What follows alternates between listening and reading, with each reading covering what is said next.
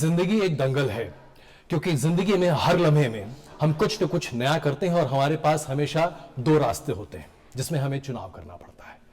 इस दंगल को अगर फिल्मों में उतारा जाए तो दंगल फिल्म जो आमिर खान ने बनाई है उससे बेहतर प्रदर्शित नहीं किया जा सकता। इसमें इमोशंस है, इसमें ड्रामा है, इसमें थिएटर है और इसमें सबसे बड़ी बात यह है कि जिंदगी है। आमिर खान की पूरी टीम इस वक्त हमारे साथ मौजूद है दंगल की। आप सबका बहुत स्वागत है न्यूज़ नेशन पर। मैं आपसे पूछूं आमिर, ये फिल्म लोगों ने अपने अपने नज़रिए से देखी, बड़ी ज़बरदस्त तरीके से इसकी सफलता और चर्चाएं आम है, लेकिन इस फिल्म की शुरुआत के साथ आपने इसमें क्या देखा? क्या ऐसी खास बात थी जो आपके लिए महत्वपूर्ण थी? दरअसल जब नितेश जी ये कहानी लेकर मेरे पास आए और उन्होंने मुझे ये कहानी सुनाई, तो इस कहानी की बहुत सारी चीज़ें जो थी वो उन्होंने मेरे दिल में, मतलब they really touched my heart. एक तो ये कहानी है एक इंसान के सपने की। ये कहानी है बाप और बेटियों के रिश्ते की। ये कहानी है इन लड़कियों की जी। ये कहानी है एक छोटे शहर की दो लड़कियां जो हैं वो किस तरह पूरे विश्व पे अपना छाप छोड़ देती हैं, छोटे गांव की बल्कि।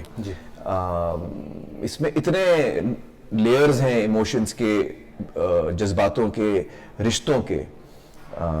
इसमें देश प्रेम की भावना उभर के आती है। इसमें लड़कियों के प्रति हमारी इज्जत बढ़ती है। बहुत सारी चीज़ें जो हैं इसमें और सबसे कमाल जो मुझे लगा इसमें ह्यूमर बहुत कमाल का है, जो टंग इन चीक ह्यूमर नितेश जी और उनकी टीम ने लिखा है इस फिल्म में।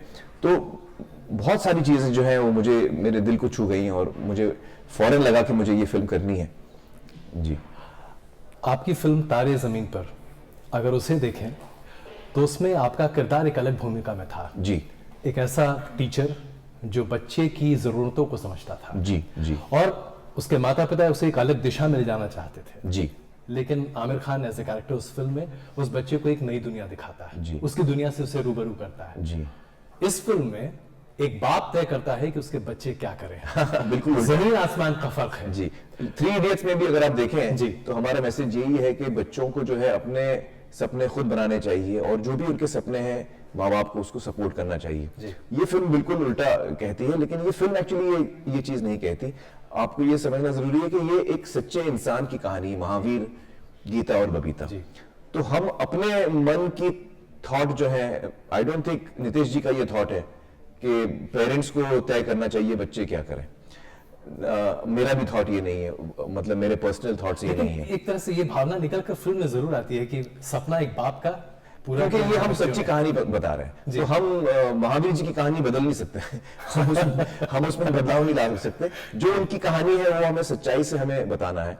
और ये सच है कि महावीर जी का ये जुनून था, एक आदमी का जुनून था कि उसको देश के लिए गोल्ड जीतना था, नहीं जीत पाया। वो चाहता है मेरे बच्चे करें, मेरा लड़का करेगा। पहले तो ये सोचते हैं वो, जब लड़का नहीं होता तो उनको रियलाइज होता है कि गोल्ड तो गोल्ड होता है, लड़का लाए या लड़की, और अपनी बच्चियों को वो ट्रेन करना शुरू करते हैं। और ये सच है कि बच्चियां शुरू में बहुत रेजिस्ट करती हैं, उनको नहीं पसंद है ये चीज।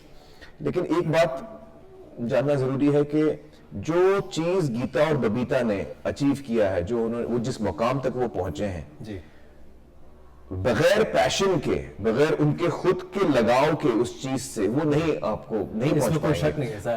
तो जाहिर है कि महावीर जी ने एक चीज देखी बच्चों में, उनको लगा कि ये दोनों में वो बात है कि वो रेसलर बन सकती हैं, देश का नाम रोशन कर सकती हैं। और बच्चों में शायद वो थॉट नहीं था शुरू में, लेकिन जैसे जैसे उन्होंने रेसलिंग शुरू की उनके मन में भी वो पैशन जागा। जब छोटी गीता जो जायरा जिन्होंने रोल किया है, वो पहला दंगल लड़ती हैं, हारती हैं पहला दंगल लड़के के खिलाफ जब लड़ती हैं, तो जब वो घर आती है उनको नींद नहीं आ रही है और वो छत पर आके, बाप छत पर खड़ा है, वो कहती है कि पापा अगला दंगल कब है। तो इससे हमें ये पता चलता है कि लड़कियों में भी वो पैशन बहुत जल्द आया और उनका भी सपना हुआ। और जो अचीवमेंट गीता बबीता ने लाइफ में किया है वो मुमकिन ही नहीं, जबकि अगर उनके अंदर वो पैशन नहीं होता, अगर वो जो एक साल में महावीर जी भी गिव अप हो जाते कि भाई इनको नहीं करना है। बिल्कुल। आपकी बात करें ज़ाहिरा, आप जो एक सीन है जिसमें मैंने देखा, वहां आपके बाल एकदम छोटे छोटे कटे हुए हैं, छोटा रहे हैं, हाँ, कट रहे हैं। हाँ, वो असली में बाल कटे हैं उनके बाय द वे। उनके बाल लंबे थे और उस सीन में पहली दफा कैंची जो चली थी जी, वो बाकायदा उनके बालों पे चली थी और उस वक्त उनके बाल कटे थे। नहीं तो उस वक्त कैंची आपके दिल पे चल रही थी या इनका फरमान था? कैंची दिल पर डेफिनेटली चल रही थी। चल रही थी। और नितेश जी पर चल रही थी। और नॉट काश ये कैंची से सिर्फ नितेश नितेश सर के बाल काट सकते। काटने के लिए बहुत ज्यादा है नहीं वहां पर। साक्षी मैम के भी दिल पे उतना ही उन्हें बुरा लग रहा था। इनफैक्ट जब हमारा शूट होने लगा था, हाँ, जिस दिन वो शूट था उससे 1 घंटा पहले मैं बहुत रोई थी। ये आई थिंक किसी को पता नहीं होगा, मैं बहुत रोई थी। अच्छा? हाँ, मैं एक कमरे में बैठ के बहुत रोई थी कि अब मेरे बाल कटने वाले हैं। पर जब वो सीन शुरू हो गया उसके बाद मुझे हो गया कि हाँ मैं अब कटना, अब तो कुछ कर नहीं सकते, अब तो हमारा होना ही है, क्या फर्क पड़ता है। और जैसे ही वो सीन शुरू होने लगा मैं रूम में गई और वहाँ साक्षी मैम को मैंने देखा वो रो रही है। भाई आप क्यों रो रही थी? अरे वो बहुत इमोशनल था पूरा, मतलब इतने लंबे बाल और वो सीन में मतलब बाकायदा सबको पता था कि कटने वाले हैं, लेकिन वो देखना उसे वैसे कटते हुए it was too heavy for me to sort of accept. मतलब अगर रियल लाइफ में इतना मुश्किल है, स्क्रीन पर इतना मुश्किल है, तो रियल का। नीलेश मैं आपसे पूछना चाहूंगा, जो इसी सीन की बात करें, नाई है, बाल काटने के लिए आया है, बेचारा डर के मारे कांप रहा है, और आमिर खान जो है कहते हैं तो बढ़ा देगा क्या इसको? बहुत अच्छा है वो। क्या क्या अमिर, ये जो एक्चुअली मैं बोलता हूँ नाई, वो बोलता है काट, तो नाई डर के पूछता है कि काट दो, वो श्योर नहीं है कि मतलब मैं वाकई काटूं, ये क्या चक्कर है। तो ये एक्चुअली हरियाणवी लोग जो हैं उनका एक सेंस ऑफ ह्यूमर होता है, एक एटीट्यूड होता है जी, जो इसमें निकल के आता है इस लाइन में कि बढ़ा सके के नहीं। ये जो सेंस ऑफ ह्यूमर है, जैसे अगर आप दिल्ली वाले हैं जैसे कि हम लोग हैं, हम लोग को पता है कि जाट होने का मतलब क्या है। साक्षी को भी बहुत अच्छे से समझ में आता होगा कि जाट का मतलब क्या होता है। ये जाटों का जो सेंस ऑफ ह्यूमर है, जिसको क्या कहें, उल्टे तरीके से सोचते हैं, बात भी उल्टी करेंगे जबकि कहेंगे कुछ और, मतलब होगा कुछ और, कहेंगे उल्टे तरीके से। ये आपने अपनी फिल्म में कैसे डाला? ये एक तो मैं ऑब्जर्व कर चुका हूँ, मेरे कुछ फ्रेंड्स हैं, यू नो, कि आपकी कोई गर्लफ्रेंड होगी। तो उनको ऑब्जर्व किया हुआ, प्लस इनफैक्ट जब हम लोगों ने ये फिल्म लिखनी शुरू की तो हमने यू नो महावीर सिंह जी से जब मिले थे और गीता बबीता से मिले थे, उसमें भी एक अलग सा एटीट्यूड निकल के आया था, जिसमें आपको काफी नॉलेज मिलती है कि किस तरह का सेंस ऑफ ह्यूमर है, क्या है। और जब गांव वालों से मिले थे, कजन से मिले थे, तो जिस तरह से एक बात की जाती है, जिस तरह से फैक्ट्स को प्रेजेंट किया जाता है, तो ये सब चीजें बहुत स्ट्राइकिंगली डिफरेंट थी, यू नो। और उसके अलावा भी मैं मतलब एडवर्टाइजिंग में भी कुछ फिल्में ऐसे कर चुका था जिनमें जाट कैरेक्टर थे। अच्छा। मेरे दोस्तों ने बनाई थी, यू नो, और उन्होंने अपने किस्से सुनाते थे कि दिल्ली में जब पुलिस वाले रात को पकड़ लेते हैं तो किस तरह से यू नो क्या करते हैं। तो मुझे अपने ऑडियंस को नहीं बताना चाहेंगे। तो एक तरह का जो एटीट्यूड और एक स्टाइल, डिफरेंट स्टाइल है, जो ड्राई सेंस ऑफ ह्यूमर है, वो हमने कॉन्स्टेंटली ट्राई किया कैप्चर कर सकें। इवन मोस्ट सीरियस सीन्स में भी जिस तरह से सर ने बोला कि हमने एक थोड़ा सा हंसाने का और ह्यूमर रखने की कोशिश करी, क्योंकि उसके बाद तो आपको स्टन होना ही है। बिल्कुल। साक्षी जी, इस फिल्म का एक डायलॉग है, मैं तुम्हें लड़का नहीं दे पाई। अगर इसको आइसोलेशन में आप देखिए तो शायद ये बहुत ही अलग इसके मायने निकलते हैं। इस फिल्म का हिस्सा बिल्कुल अलग है। इस सीन को करते समय उस वक्त आपके दिमाग में क्या था? रियलिटी है ये, अनफॉर्चुनेटली बहुत से फैमिलीज की रियलिटी है ये जी, कि मैं आपको छोरा नहीं दे पाई। और I think the whole idea behind this film जी is to be able to change that reality। हो सकता है इतने बड़े पैमाने पे ना हो, लेकिन मुझे यकीन है कि कुछ फैमिलीज तो इससे अफेक्ट होंगी पॉजिटिवली, उसे समझेंगी, अपनाएंगी। मेरे लिए बहुत इमोशनल था वो मोमेंट, उस पर्टिकुलर लाइन को कहना, क्योंकि बहुत देखा जाए तो रेगुलर ही लाइन है। हाँ, बिल्कुल। लेकिन it had to convey so many things, हाँ, so many things, so many emotions। तो हाँ, तो मतलब उसमें उसका पेन है, उसमें उसे लग रहा है कि कहीं मेरी हार है, उसे पति का सपना है कहीं, हाँ, पति का सपना पूरा होते हुए वो कंट्रीब्यूट नहीं कर पाई। बहुत बहुत कुछ उसमें चल रहा था, बहुत लेयरिंग थी कह भी रही थी, उसके अलावा बहुत कुछ था जो नहीं भी कह रही थी। तो I think that was the challenge in that line. आप कुछ कह रही हैं? छोटी सी चीज मैं ऐड करना चाहूंगा कि जब ये बेसिकली एक बहुत बड़ा मिथ है कि लड़का हो या लड़की हो, दोष महिला के ऊपर गाड़ा जाता है। हालांकि महिला उसके लिए रिस्पॉन्सिबल नहीं होती है, पुरुष उसके लिए रिस्पॉन्सिबल होता है साइंटिफिकली। बिल्कुल। जब हम लोगों ने ये फिल्म लिखी थी तब हमने ये लाइन उसमें नहीं थी, इसमें तेरी गलती थोड़ी ना है, ये हमने नहीं लिखी थी। अच्छा। बट आमिर सर जो इतने सोशली रिस्पॉन्सिबल हैं, उन्होंने कहा था कि सर मैं यहाँ पर बस एक लाइन ऐड करना चाहूंगा, क्योंकि ये एक लाइन ना बहुत बड़ा मैसेज देगी सब लोगों को। मैं आप दोनों से जानना चाहूंगा, आप दोनों फरीदाबाद और दिल्ली, इस फिल्म को करते वक्त जो आपने किया वो तो आपका अभिनय है, लेकिन अब जब ये प्रदर्शित हो रहा है, लोग इसको टेलीविजन पे प्रोमोज देख रहे हैं, स्क्रीन्स पर देख रहे हैं, आप लोग को खुद क्या महसूस होता है? लोग जब आपसे आके आपके सेल्फीज ले रहे हैं, आपके साथ खड़े हो रहे हैं, क्या होता है उस वक्त? बहुत ही अच्छा फील होता है कि जब सबकी मेहनत को हम सब लोग अप्रिशिएट करते हैं और सब इतना पसंद कर रहे हैं हमारी फिल्म को, तो बहुत अच्छा लगता है। एंड बहुत अच्छा रिस्पांस भी मिल रहा है मेरी फैमिली से भी और ऑडियंस से, तो अच्छा लगता है कि अब हमें ऐसे ट्रीट किया जा रहा है और हमारे साथ लोग खड़े होते हैं, तो और मेरे पेरेंट्स को भी काफ़ी प्राउड है मेरे पे, और तो इसलिए काफ़ी अच्छा फील होता है मेरे को। हम सब में सबसे मेच्योर ये है।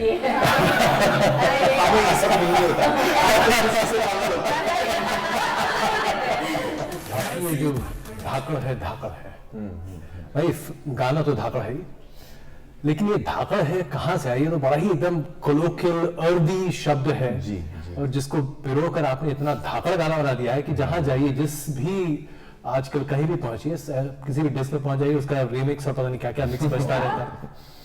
और उसके बाद वो खैर बापू तो खैर उस पर तो हम आएंगे। जी जी जी, जी। तो ये धाकड़ कहाँ से आते? ये तो अमिताभ के कलम से आया है। अमिताभ भट्टाचार्य जी ने जो लिरिक्स लिखे हैं इस फिल्म के, ये शब्द उन्हीं का है और थॉट उन्हीं का है। सर ने सारे गानों की सिचुएशन अमिताभ जी को और प्रीतम जी को बताई थी, और इस फिल्म की म्यूजिक की एक खास बात है, जो प्रोसेस की खास बात है कि आमतौर पे जब हम कोई गाना सुनते हैं म्यूजिक डायरेक्टर से, लिरिक राइटर से, वो गाना पेश करते हैं पहली दफा, तो अक्सर राइटर प्रोड्यूसर जब गाना सुनते हैं तो उनको लगता है नहीं यार मजा नहीं आया, और कुछ बनाओ। 8-10 गाने बनते हैं, उसमें से फिर अल्टीमेटली वो एक चुनते हैं। इस फिल्म में जो पहला गाना, हर सिचुएशन के लिए जो पहला गाना और एक ही गाना बना हर सिचुएशन के लिए, वो नीतीश सर और मुझको फर्स्ट हियरिंग में पसंद आया। हमको उसमें चेंज करने की जरूरत ही नहीं पड़ी कि हमको दूसरा गाना सुनाओ, दूसरी ट्यून सुनाओ। दंगल दंगल टाइटल ट्रैक, धाकड़, हानिकारक बापू, नैना, गिलेरिया, सारे गाने फर्स्ट सिटिंग में हमने अप्रूव।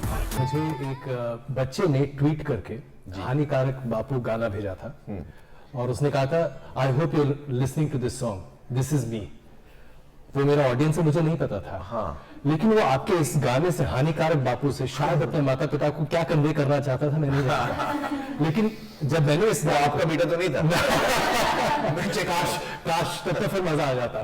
फिर मैं पूछना चाहता कि भाई क्या हुआ। लेकिन ये हानिकारक बापू, ये थॉट अपने आप में बहुत कुछ कह जाता है। जी, जी। इस फिल्म में भी आपने उससे काफी कन्वे किया। जी, जी। मैं आप लोगों से पूछना चाहता हूँ कि जब इसको आप लोग सोच रहे थे, कंसीव कर रहे थे, उस वक्त दिमाग में क्या था? सिर्फ सिचुएशन फिल्म की या कुछ और भी? आई थिंक सिचुएशन ही थी। नीतीश सर ने उस सिचुएशन समझाई थी प्रीतम जी को और अमिताभ जी को, तो एक डायरेक्शन दिया था हमने। हाँ जी, प्रीतम और अमिताभ को कि ये एक पोटेंशियल सिचुएशन है जहां पर हम लोग एक इंसाइटफुल गाना क्रिएट कर सकते हैं, और ये गाना हमने उनको क्लियरली बोला था कि इसमें ह्यूमर का स्कोप है जी। तो ये महावीर सिंह के पॉइंट ऑफ व्यू से नहीं रख के अगर हम बच्चियों के पॉइंट ऑफ व्यू से रखेंगे तो उसमें ह्यूमर आने का स्कोप उनके मन की बात रखें। और एक उन लोगों को बेसिक, ये सब हम लोग इस दौर से गुजर चुके हैं कि एक जिंदगी में जब मौका आता है, आपको लगता है कि आपके पेरेंट्स, खासकर पिताजी, आप पर कुछ ज्यादती कर रहे हैं जी। टीवी अगर नहीं देखने को मिलता है तो आपको लगता है कि अरे कितनी ज्यादती हो रही है मेरे ऊपर, आपको खेलने से रोका जाता है तो आपको, तो ये माइंडसेट रहता है कि यार हमारे ऊपर ज्यादती हो रही है, लेकिन आगे चलकर आपको मालूम पड़ता है वो एक्चुअली आपके भले के लिए थी। तो ये अगर थॉट हम लोग कैप्चर कर सकें जी। तो वो अमिताभ और प्रीतम दा को हमने ये ब्रीफ दिया था, और in fact what they came up with is something which is outstanding. अगर हम असल जिंदगी की बात करें, फोगट्स ने जब कॉमनवेल्थ गेम्स में अपना मेडल जीता और उस वक्त जो नेशनल एंथम बजा था, आपकी फिल्म में भी जब नेशनल एंथम बजा, कई थिएटर्स में लोग खड़े हो गए और नेशनल एंथम पूरा बज रहा है और लोग खड़े होकर, मतलब आमतौर पर अभी आप देखिए कोर्ट ने आदेश दिया है तो लोग बड़े मजबूरी में खड़े हो रहे हैं, कई जगह उसके बाद भी ऑपरेशंस आती हैं। इस सीक्वेंस के बारे में आप उससे चर्चा करना चाहूंगा, क्या राष्ट्रीयता जबरदस्ती थोपी जा सकती है या वो स्वतः आती है? देखिए, आमतौर पे तो वो स्वतः ही आती है, और इस कहानी में एक तो ये सच्ची कहानी है, तो ये वाकई जब गोल्ड जीती थी गीता जी तो राष्ट्रगान बजा था। लेकिन इस स्क्रिप्ट में सर ने जो कमाल का जो चीज डाली है कि वो उस वक्त महावीर जी वहां मौजूद नहीं है। जी। जो उनका सपना था कि मेरी बेटी गोल्ड जीते, वो देखने के लिए वो मौजूद नहीं है, और उनको पता चलता है कि मेरी बेटी जीती है जब वो राष्ट्रगान की आवाज सुनते हैं, दूर से आ रही है आवाज, और वो खड़े होते हैं। तो वो बहुत ही जज्बाती मोमेंट है और हर इंसान के अंदर वो भावना जागती है उस वक्त। तो ये बड़ा नेचुरल रिस्पॉन्स है आई थिंक ऑडियंस का इस वक्त। नितेश जी, अभी जो आजकल देश में, मैं आपसे इसलिए पूछ रहा हूँ क्योंकि एक निर्देशक के तौर पर जाहिर सी बात है कहीं ना कहीं आपके जहन में रही भी होगी बात, राष्ट्रीयता को लेकर बड़ी बहस चल रही है और पिछले 6 महीने से बहुत ज्यादा ही तेज है। क्या आपको लगता है कि राष्ट्रीयता बतौर कॉन्सेप्ट, जो मैंने पहले सवाल पूछा, थोपी जा सकती है? मैं अपना पर्सनल ओपिनियन दूंगा आपको। मेरे लिए जो देशभक्ति है वो एक्सटर्नल नहीं है, वो बहुत इंटरनल है। यू नो, मुझे अंदर से फील होनी चाहिए देशभक्ति, and for me that is the most important thing, you know. और मेरे ख्याल से कि जो हमारी जो राष्ट्रीयता है या देशभक्ति है, वो उसको आप एक पर्टिकुलर एक्ट में डिफाइन नहीं कर सकते हैं। जी। वो बहुत सारे छोटे छोटे और बड़े बड़े एक्टों में भी दिखाई देती है। बहुत ही बेसिक चीज, यू नो, विच इज अगर आप पान खाकर सड़क पर थूकते नहीं है ये सोच के कि मेरा देश गंदा होगा, जी, मुझे उसमें भी देशभक्ति दिखाई देती है। बिल्कुल। एक सोल्जर्स लोग जो हमारे लिए कर रहे हैं उसमें तो ऑब्वियसली एक बहुत बड़ा बलिदान है देश के लिए, बट मैं बोला उतनी बड़ी चीज से लेके इतनी छोटी चीज, इन सभी चीजों में मुझे देशभक्ति दिखाई देती है, क्योंकि ये सब मिलकर हमारे देश को महान बनाते हैं। Aamir, this is the fact. लेकिन यही चीज मैं आपसे पूछना चाहता हूँ, आपने कई ऐसी फिल्में की जो कि बहुत डाइवर्स भी रही, आपने कई सोशल मैसेजेस टेलीविजन पर और बाकी जगहों पर देने की कोशिश की अलग अलग तरीकों से, चाहे वो एड कैंपेन्स हो या खुद आपका खुद का शो था जो आप टेलीकास्ट कर रहे थे। लेकिन आपके साथ विवाद का और आपका चोली दामन के साथ रहा है। आप कुछ भी कहते हैं खबरें बन जाती हैं। नहीं, ज्यादा साथ नहीं रहा है, एक आध दफा हुआ है मेरी जिंदगी में इतना लंबा भी साथ नहीं है मेरा। लेकिन देखिए, हर आदमी की अपनी भावना होती है, हर आदमी की अपनी फीलिंग होती है जी। और कभी कभी हम नहीं समझ पाते आगे वाला क्या कह रहा है, उसकी क्या भावना है, किस नियत से वो कह रहा है। कभी कभी हम नहीं समझ पाते, मैं खुद नहीं समझ पाता कभी कभी किसी की भावना क्या है जी। तो ये होता है, इसी को हम गलतफहमी कहते हैं इसी को हम गलतफहमी कहते हैं, और ये जिंदगी का हिस्सा है। इंसानों के बीच में कभी कभी सवाल उठते हैं उनके मन में, वो कभी कभी सही नहीं होते लेकिन वो उठते हैं।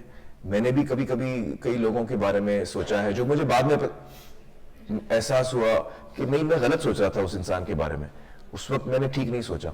तो ये भी होता है।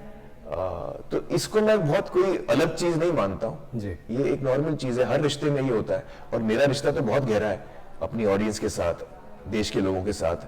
पिछले करीबन 27 सालों से एक पब्लिक प्लेटफॉर्म में मेरा उनके साथ रिश्ता रहा है जी। जो मैं बहुत ही ज्यादा, मेरे दिल में उसकी अहमियत है और मेरे मन में बहुत ज्यादा उसके लिए वैल्यू है। तो हमारा जो रिश्ता है उसमें भी कभी सवाल उठेंगे, रिश्ता है तो सवाल उठेंगे और ये अच्छी बात है। और वो सवालों का जवाब भी मिलेगा हमको, मुझे, उनको, सबको। आपने ऐसी कुछ बात कही जिसकी वजह से आपको लगा कि आपने या तो किसी का दिल तोड़ा या फिर हाँ, आपने मुझे कहा कुछ और लेकिन लोगों ने समझा कुछ और आपको सूली पे चढ़ा दिया। नहीं, दोनों चीजें हुई हैं, दोनों चीजें हुई हैं। मुझे कभी ये भी अफसोस हुआ है कि मतलब मेरे 27 साल के करियर में मुझे अक्सर प्रोफेशनल लाइफ में भी और पर्सनल लाइफ में मुझे अक्सर फील हुआ है कि नहीं, मुझे ऐसा शायद नहीं कहना चाहिए था। इंसान से ही गलती होती है, मुझसे भी होती है। मुझे अक्सर ये फील हुआ है कि मुझसे गलती हुई है, और जब भी मुझे फील हुआ है मैंने उसका इजहार भी किया है फौरन। अक्सर तो नहीं, लेकिन कभी कभी ये भी हुआ है कि मैंने कुछ कहा है लेकिन उसका गलत मतलब लोगों ने निकाला है, तो उसका दुख हुआ है क्योंकि मैं अपने आप को बहुत करीब मानता हूं अपने ऑडियंस से जी। तो जब कोई आपसे बहुत करीब हो और वो आपकी बात का गलत मतलब निकाले तो आपको दुख तो होगा। बिल्कुल। या अगर मैं गलत मतलब निकालूं जिससे मैं करीब हूं तो उसको दुख होगा जी। तो ये दोनों चीजें होती हैं और ये अच्छा है, मुझे लगता है रिश्ते में ये होना चाहिए, तभी वो रिश्ता और गहरा होता है। जी बिल्कुल। जी। अब बच्चों से बात कर ली जाए भाई, ये जो सेहत के लिए हानिकारक बापू ने आप लोगों को कितना परेशान किया, और असल जिंदगी में क्या आपके माता पिता ने आप लोग को ऐसा परेशान किया था जैसा कि इन्होंने स्क्रीन पर आप लोग को किया? नहीं, कभी ऐसा नहीं हुआ कि मम्मा पापा ने। नहीं, मैंने सवाल इसलिए पूछा, सबसे समझदार है पूरे टीम में, सबसे समझदार जवाब नहीं सामने आ रहा। वो लास्ट में सबसे इमेच्योर आंसर मैंने ऐसा मतलब कभी नहीं हुआ वैसे तो, लेकिन फिर बताइए नहीं आज तक कभी? नहीं, सीरियसली कभी नहीं? Lucky। एक आध बार थोड़ा। इसने मम्मी ने डैडी ने पापा बहुत मारा है बहुत मार खाई है मैंने बचपन में। दोनों बहुत ज्यादा। अब मेरे भाई को बहुत मारते हैं, मैं भी मारती को हूँ। बता दूं कि आपने ये नेशनल टीवी में जो बोला है पापा I love you। तो आपके पेरेंट्स बड़े खुश होंगे आपसे, नहीं, आप बड़ा नाम ऊंचा कर रहे हैं। वो तो बचपन की बात बता रहे थे, अभी थोड़ी ना ऐसा। अच्छा, वैसे बचपन में मैंने भी खूब मार खाई है अपने अब्बा से। मेरे अब्बा बहुत ही स्ट्रिक्ट थे, बहुत ही मोहब्बती भी थे, हाँ। बट उनका बड़े शॉर्ट टेम्पर्ड भी थे। तो वो जब मुझे मारते थे तमाचा, मुझे और मेरे भाई को, तो उसकी छाप लग जाती थी। मेरे साथ भी हुआ है। मेरे भाई को बहुत पैसा। पांच उंगलियों की छाप। अच्छा, अगले दिन जब स्कूल जाना होता तो हमें बड़ा एम्बैरेसमेंट होती थी कि यार हम स्कूल जाएंगे, सब देखेंगे इसके चेहरे पे 5 उंगलियों के निशान बने हुए। दो लोग सबसे ज्यादा चुप हैं, इधर और उधर। भैया आप लोगों ने आज तक कभी कुछ पिटाई नहीं हुई? कान भी नहीं खींचा किसी ने? मेरे को डांट। मुझे कभी मुझे डांट मुझे ताने बड़े पड़ते हैं, वो सबसे बुरे होते हैं। हाँ, अब तो भाई मतलब कोई बात नहीं, ऐसे करो, यही करो माँ बाप के साथ। हम पाल पोस के बड़ा, वो ज्यादा डेडली होता है मार खाने से। हाँ, इमोशनल। चली जाती हूँ दादी के पास, देखो पापा मुझे डांट रहे हैं, ये वो। तो पापा को दादी से काफी डर लगता है, तो मैं उनकी साइड चली जाती थी कि पापा ऐसे डांट रहे हैं मुझे, देखो। लेकिन असल जिंदगी और पर्दे की जिंदगी के बीच इस फिल्म के जरिए बच्चों को लेकर जो आप कन्वे करना चाहते हैं वो क्या है? क्योंकि बहुत सारे लोग एक, जैसा कि अब मैं आपसे कहूँ शेयर करूँ, सोशल मीडिया पर ही बहुत सारे ऐसे लोग हैं जो कह रहे हैं आमिर खान ने अभी अपने तमाम उसूलों के अलग इतर जरा एक ऐसी फिल्म बनाई जिसमें सब कुछ दबाव के जरिए किया जा रहा है। देखिए, ये मैं बोल रहा था ना कि हम कुछ कहना इसलिए चाहते हैं, मैं लोग अलग आपको- समझते हैं। जी। अच्छा, आपने मुझे मौका दिया। देखिए, ये लोगों को याद रखना बहुत जरूरी है कि क्रिएटिव इंसान होने के नाते, एक एक्टर होने के नाते मैं अलग अलग किरदार निभाता हूँ। मैंने फना में टेररिस्ट का रोल किया जी। वो मेरे असली थॉट थोड़ी है। नहीं, अगर हो तो बता दीजिए भाई, हम सब बच जाएंगे। नहीं, तो मैं ये कह रहा हूं आपसे कि आप एज एन एक्टर अलग अलग रोल करते हैं। जी। ये जरूरी नहीं है कि आप वही रोल करें हर वक्त, जो आपके भावनाएं हैं, जो आपके थॉट्स हैं, वो हर कैरेक्टर में वही छलके, तो आप बड़े बोरिंग एक्टर हो जाएंगे। लोग बोलेंगे यार ये एक ही किरदार बार बार दोहरा रहा है। तो जब आप अलग अलग किरदार करते हैं तो अक्सर ऐसा होता है, जैसे राजा हिंदुस्तानी का मैं आपको एग्जांपल देता हूँ। राजा हिंदुस्तानी जो मैंने किरदार किया वो बहुत ही इतना ज्यादा जज्बाती, इतना नैरो माइंडेड इंसान है, इतना पेट्रियार्कल इंसान है। जी। मैं नहीं हूं ऐसा लेकिन मैं वो किरदार निभा रहा हूँ, सच्चाई से निभाने की कोशिश कर रहा हूँ। जी। तो एज एन एक्टर आपको अलग अलग किरदार निभाने पड़ते हैं और उसको आप सच्चाई से निभाएं, वो हमारी कोशिश होती है। तो ये एक रियल कहानी है, ये तो फिक्शनल, राजा हिंदुस्तानी तो फिर भी फिक्शनल थी जी। ये तो फिक्शनल भी नहीं है। महावीर जी हमारे सामने हैं, उनकी बेटियां हमारे सामने हैं, और उन्होंने जो नीतीश सर को बताया कि उनकी जिंदगी में क्या क्या हुआ, उनकी क्या सोच विचार थे, वही नितेश जी ने पर्दे पे दिखाया है। तो उससे हमको सच्चाई करनी है। हम इस वक्त वो मैसेज नहीं दे रहे हैं। आपको अगर मेरी जाती मैसेज आपको पूछना है तो आप सत्यमेव जयते देखिए, बिल्कुल, उसमें आपको मेरे रियल थॉट्स आपको मिलेंगे। साक्षी जी, एक आखिरी सवाल आपसे, इससे पहले कि हम आपसे वो विदा कहें। इस फिल्म के जरिए आप लोग बच्चों को एक अलग तरीके से बड़ा करने की बात कह रहे हैं, और जाहिर सी बात है हमारे यहाँ इसको लेकर एक अवेयरनेस की आवश्यकता है, लेकिन क्या दिल छूकर कहिए ये बात लोग समझ पाते हैं? क्योंकि हम कोशिश तो लगभग पिछले 30-35 साल से कर रहे हैं, इसके बावजूद मानसिकता, खास करके उत्तर भारत और जिस खित्ते की बात आप कर रही हैं, वहां बदलता दिख नहीं रहा है। लेकिन बदलेगा जरूर, और उसी उम्मीद के साथ हम पहला कदम बढ़ाते हैं। मैंने अभी एक और जगह ये कहा कि जब हम लोग बलाली गए गीता की शादी के लिए, तो वहाँ गांव के बाहर एक बहुत बड़ा सा द्वार बनाया हुआ है जहाँ लिखा हुआ है कि गीता, बबीता, रितु और विनेश का गांव बलाली आपका स्वागत करता है। ये बदलाव है जी। अगर आप उस गांव में जाएंगे और देखेंगे कहाँ, मतलब जब आप उसकी गलियों को देखते हैं, ऑफकोर्स पर्दे पे देखा है, लेकिन हम लोगों ने वाकई में देखा है, उन गलियों से निकलकर कोई कॉमनवेल्थ पहुंचकर, ओलंपिक्स में पहुंचकर अगर अपने देश को रिप्रेजेंट करके मेडल ला सकता है, अपने देश का नाम रोशन कर सकता है, तो क्यों नहीं ये और जगह हो सकता है, बिल्कुल, और होगा, और हो रहा है, बिल्कुल बदलाव हो रहा है। मैं आपको उसका उदाहरण देता हूँ। हमने सत्यमेव जयते में एक टॉपिक लिया था, फीमेल फीटिसाइड जी, कन्या भ्रूण हत्या, और उस शो के बाद हमने देखा कि जो आंकड़े हैं वो बदले हैं। हाँ, महाराष्ट्र में और राजस्थान में, ये 2 स्टेट्स का तो मुझे फैक्ट मालूम है कि वो शो एयर होने से पहले के आंकड़े थे, और उसके बाद करीबन 50 पॉइंट्स जो चाइल्ड अगेंस्ट रेशियो जो है लड़कों का, लड़कियों, बच्चियों का, उसमें एक बहुत बड़ा बदलाव आया इन 2 स्टेट्स में। बाकी स्टेट्स का हमने वो डेटा पढ़ा नहीं, लेकिन इन 2 स्टेट्स का मुझे, अभी मैं 2 साल पहले की बात कर रहा हूं, उसमें ह्यूज जंप आया। तो दैट मीन्स बदलाव आ रहा है। बिल्कुल जी।